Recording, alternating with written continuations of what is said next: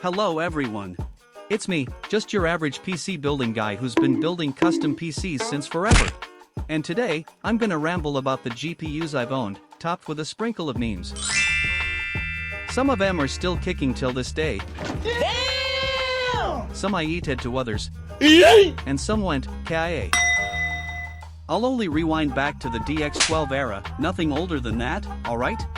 And disclaimer, this is just my 2 cents. Your mileage may vary. Okay, let's go. The first one was GTX 750 Ti. You probably know it. It's a freaking GOAT card. That's why he's the GOAT! The GOAT! I can't believe how long ago that was. That entry-level GPU was good enough to run everything at a respectable resolution and quality. I had the 2GB version, just like the pic, and it only set me back $179. Even in 2019, peeps were still rocking this card in light gaming and esports rigs. Now, these cards are being sold secondhand in the GPU shortage era. Next, it's GTX 960 and 970. These were pretty decent, to be honest. But if you weren't around back then, they had a bit of a misleading marketing situation, let's say. Remember the GTX 970 and its infamous 3.5GB VRAM issue? The last 512 megabytes of VRAM was slower than a snail, causing performance hiccups when you went over 3.5 gigabytes of the 4 gigabytes total. Back then, games didn't hog that much VRAM, so they got away with it. But anyone who stuck with that GPU long enough noticed it a couple of generations later. Anyway, the 970 was still a good bang for your buck back then, so no complaints from me. I mean, it's alright, like... I had the 970 and the 960 with 4 gigabytes of VRAM, just like in the picture.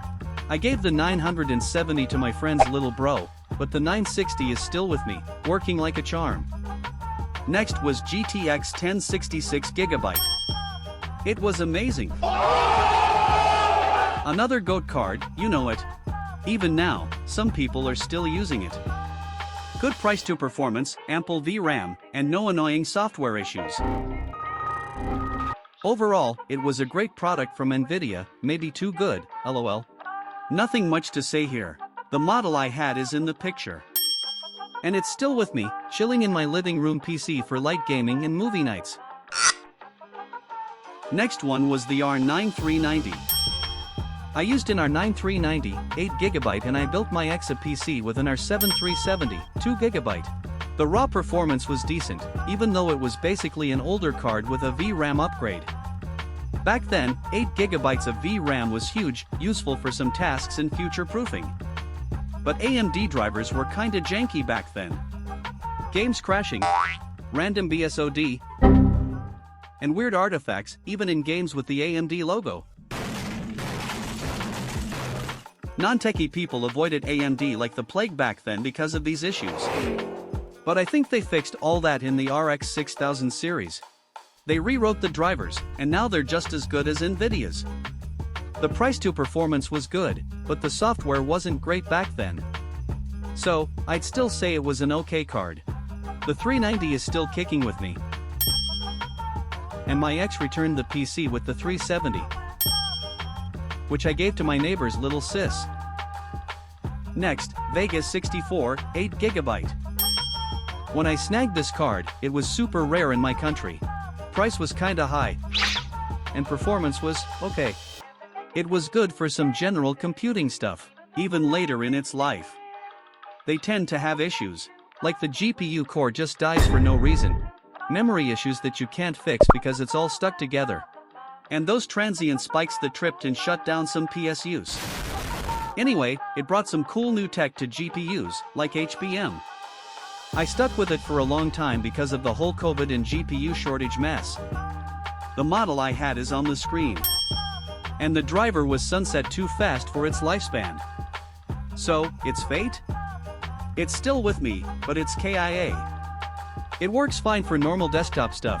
But as soon as it gets a 3D load, the screen goes black, the PC freezes, and I gotta hold the power button to make it work again. The last one, RTX 4070 Ti, the one I'm using right now. Not much to say. I bought it after the GPU shortage started to get better, but cards were still overpriced. It had a bit of a bumpy start because Nvidia wanted to sell it as an RTX 4080 12GB. After some backlash, they rebranded it as the RTX 4070 Ti 12GB. The model I have was on the screen. And that's all, folks. I made this video because I missed the good old days when entry-level GPUs were actually good and affordable.